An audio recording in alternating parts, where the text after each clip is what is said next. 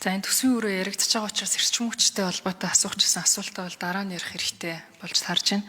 Тэгэд энэ намар би манай багш нар бол нэлээд удаан тэмцэж бас арай ядан засгийн газартай зөвшөлтсөл түрээд салингаа нэмүүлэхээр болж байгаа. Тэгэд үүний цаанаас бас эмчнэр, сувилагч нарын асуудал яригдана. Тэгээ манай улсад бол боддоор ажил нугалдаг хүмүүстээ бол мөнгөний хэлбэрээр одоо цалингийг өгдөггүй байсан. Тэгэд хамгийн сонирхолтой юм бас харагдаж байгаа юм л да.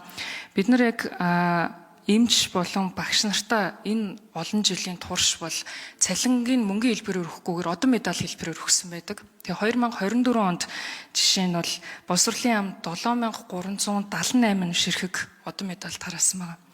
Эрүүл мэндийн яамд 4400 ширхэг одон медаль өгсөн. Тэгэхээр чин бид нар чинь хүнийг хөдөлмөрийг бүтээмжээр нь үнэлээд боддоор нь мөнгөний хэлбэрээр дүнгээр нь хүнийг урамшуулж цалингийг олгодог энэ зах зээлийн нийгэм шилжсэн байтал энэ хоёр үндсэн том салбараа бид нар орхигдуулж явсан засгийн газрын маш буруутай бодлого гэдг нь харагдаж байгаа. Тэгээ түүхийн минь бусад салбарынхан шиг хөдөлмөрөө бүтээмжээр үнэлүүлж явж чадахгүй байвчилж идэл Нямбатар дарга гарч ирэл автобусны жолооч нар 3.5 сая төгрөг, түүхийн ажилчид 3 сая төгрөгч гэдэг юм уу. Ингээд ирэхэр чи яаж энэ салбарын хүмүүс төвчж ажиллах вэ? Тийм учраас би энэ багш нар, эмч нарын бол ажил хаялтыг бол дэмжиж байгаа. Тэгээд энийг бас хэлхийг хүссэн. Тэгээ яг үүндээ бас боддоор яриад үзэх юм бол хэдэн төгрөгийн цалин яг төгрөгөөр авч байгаа вэ гэдг нь өөрөө сонирн биш байгаа даа. Тэгээ тэр авсан цалин маань өөрөө боддоор хэрэглээндээ хүрж байгаа мó, хэрэглээнээсээ даваад хадгаламжтай болох боломжтой байгаа мó гэдэг энэ асуудлыг бид нар харах хэрэгтэй. Засгийн газраас байхгүй мөнгөө бид нар ингээд хевлээд өгчдөг. Гэтэл өнөөдөр 3,000 төгрөгөөр авж байгаа талах нь 5,000 төгрөг л болоод явчихна.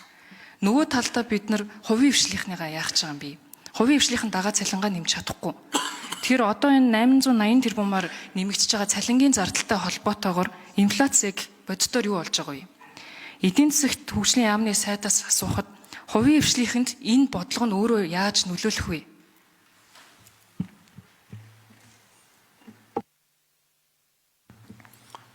За хэн төрүүлж хариулах?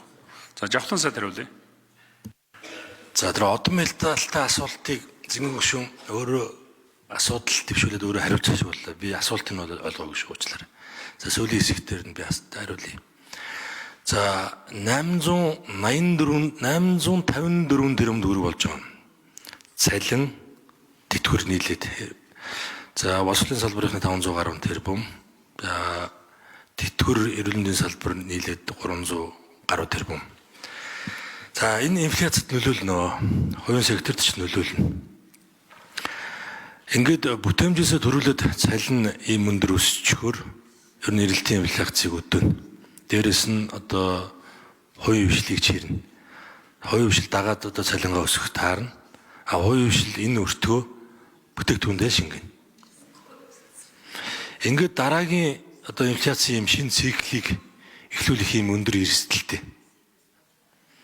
9 сарын 1-нд өргөн барьсан засгийн газрын бодлого одоо энэ боломж төсвийн боломж орлогодод нийцүүлж одоо хумж орсон энэ төсөвт маань одоо цалингийн нэмэгдэл үнэхээр багтаагүй. Энэ боломжоо үнэн бодит байдлаа бол дард түмэндээ хэлсэн. За ингээд өргөн барьснаас хойш за ийм одоо хөдөлгөөн өрнсөн. За ил талд ер нь их л олон янзын учир нөлөө байх шиг байна. За тэрийг одоо энд яриад явах. Хилцээр нэгэнт одоо болсон. Засгийн газар хилцээр хийгээд ямар улсын хурлын гишүүд хэлтэй нөөш одоо засгийн газар хийгээд бид одоо боломж тооцооллуудаа гаргаад ажлын хэсэгт буюу их хурл руу хөргүүлсэн байгаа. За одоо ингээд ажлын хэсгээр ингээд яригдж байна. Уг нь одоо маргааш 3 дахь хилцүүлэг дээр энийг маш тодорхой ярих юм байгаа юм. Тийм учраас хэдүүлээ яаж игээд энэ төсвөө үргэлжлүүлээд хугацаанд нь 11 сарын 14-нд хэрэг 7 хоногт одоо баталжуул маш сайн байна.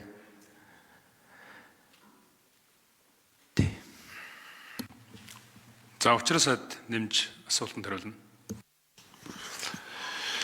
Яг ажлын хэсэг дээр за энэ багшийн цалин хөлсийг нэмэх, тэтгэвэр тэтгэмжийг нэмэх асуудлаар бас ажлын хэсэг бол ажилласан их хурл дээр. Тэгэхээр яг нийт зардлаа нэмэхгүй учраас инфляц дээр тийм бас өндөр нөлөө үзүүлэхгүй. Гэхдээ бас цалин хөлс нэмэгдэж байгаа учраас өрхийн хэрэглээ болдог гэдэг утгаараа бол инфляц бол бага зэрэг бас өдөөнөл гэж бол тооцож байгаа. Тэгэхээр нийт зардлаа нэмээгүйгээр бусад одоо урсгал зардлаасаа танах байдлаар за зарим одоо үйл ажиллагаануудыг зогсоогоод тэгээд энэ цалин хөлсөө энэ төсвийн хүрээнийхээ тоонуудыг хөдлөхгүйгээр шийдэж явж байгаа. Нийт зардал бол нэмэгдээгүй учраас тийм өндөр нөлөө бол үзүүлэхгүй.